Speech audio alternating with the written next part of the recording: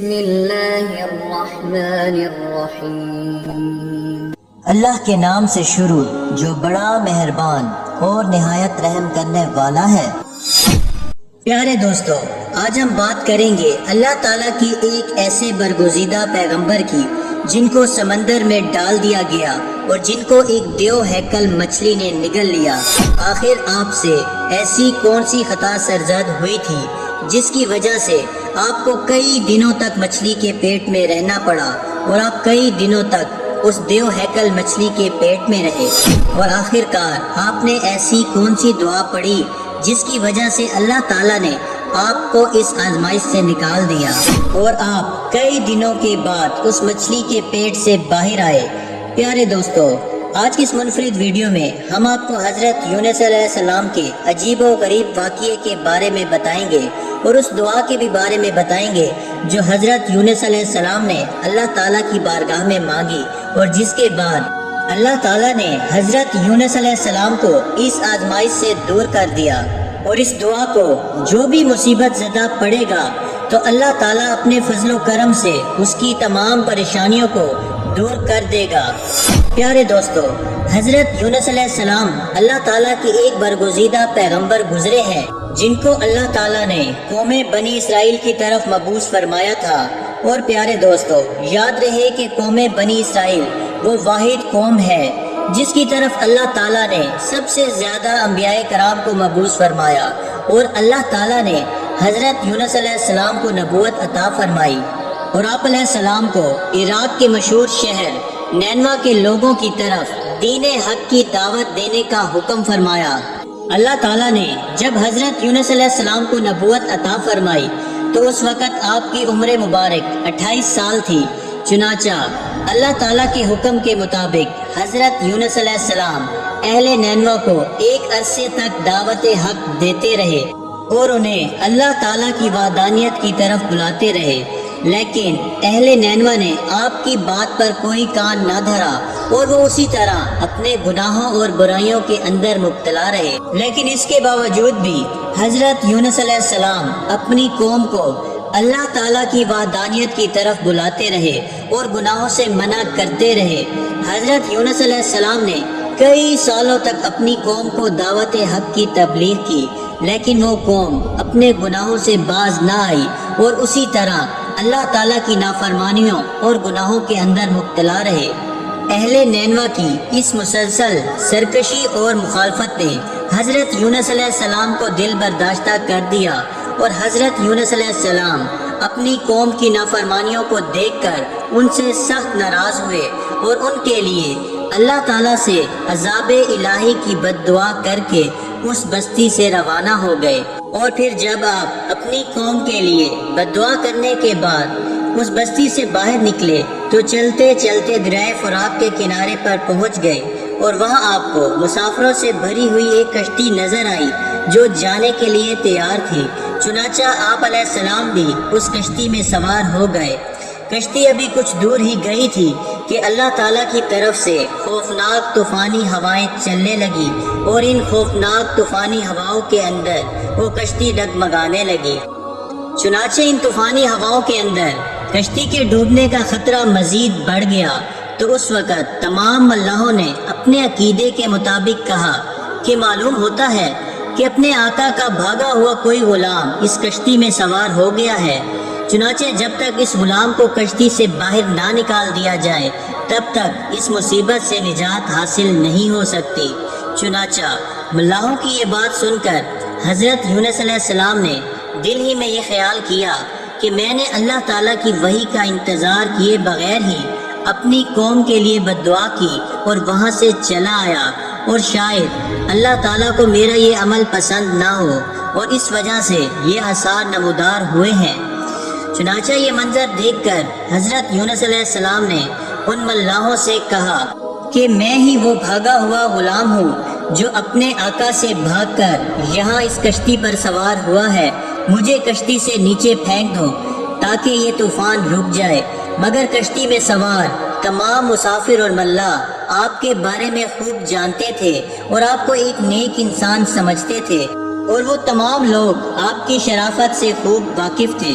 اس کے بعد یہ طے پایا کہ قراندازی کی جائے گی، جس کا نام قراندازی میں نکلے گا اس کو کشتی سے باہر پھینک دیا جائے گا۔ چنانچہ سب کی رائے کے مطابق قراندازی کی گئی اور پہلی ہی دفعہ میں حضرت یونس علیہ السلام کا نام نکل آیا، لیکن اس کے باوجود بھی تمام ملاحوں اور مسافروں کو یقین نہ آیا، اور پھر اس کے بعد دوسری اور تیسری بار بھی قراندازی کی گئی، مگر ہر بار حضرت یونس علیہ السلام کا نام ہی نکلتا۔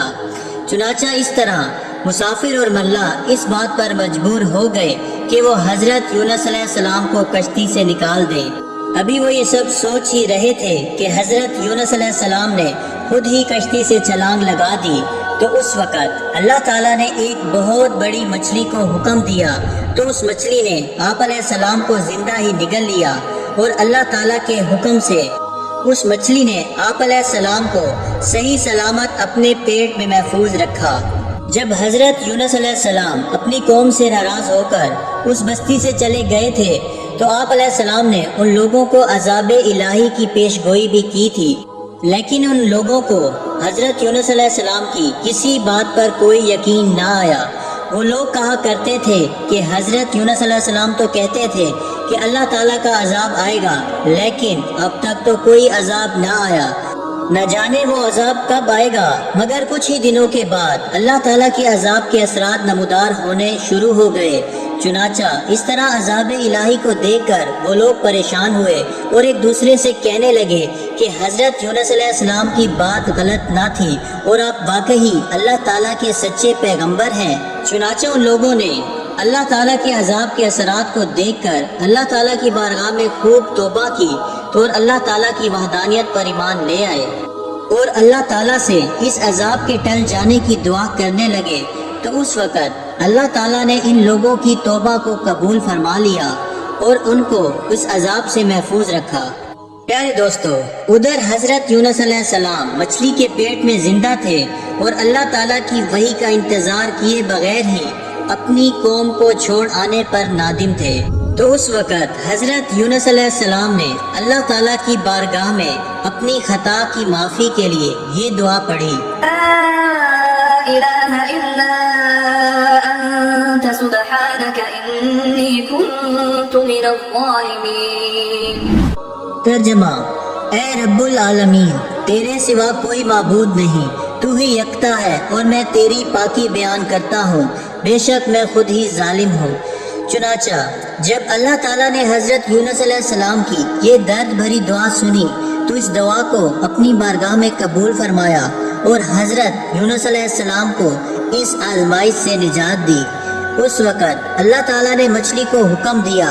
کہ وہ حضرت یونس علیہ السلام کو صحیح سلامت دریا کے کنارے پر ڈال دے۔ تو اس وقت اس مچھلی نے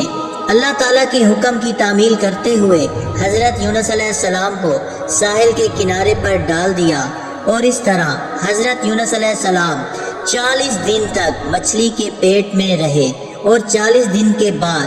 اللہ تعالیٰ نے آپ کی یہ دعا قبول فرمائی اور اس آزمائش سے آپ کو نجات بخشی۔ جب آپ مچھلی کے پیٹ سے باہر آئے تو آپ کی حالت بہت کمزور تھی اور آپ زمین پر گر گئے۔ تو اس وقت اللہ تعالیٰ نے آپ کے قریب ہی ایک بیل اگائی اور آپ اس کے سائے میں آرام کرنے لگے، جس سے آپ کی طبیعت کچھ بہتر ہوئی۔ تو آپ علیہ السلام نے اس درخت کے سائے میں ایک جھونپڑی بنائی اور اس جھونپڑی میں رہنے لگے۔ چنانچہ کچھ عرصے کے بعد وہ بیل سوکھنے لگی، اور یہ ماجرا دیکھ کر حضرت یونس علیہ السلام بہت پریشان ہوئے اور دکھی ہوئے،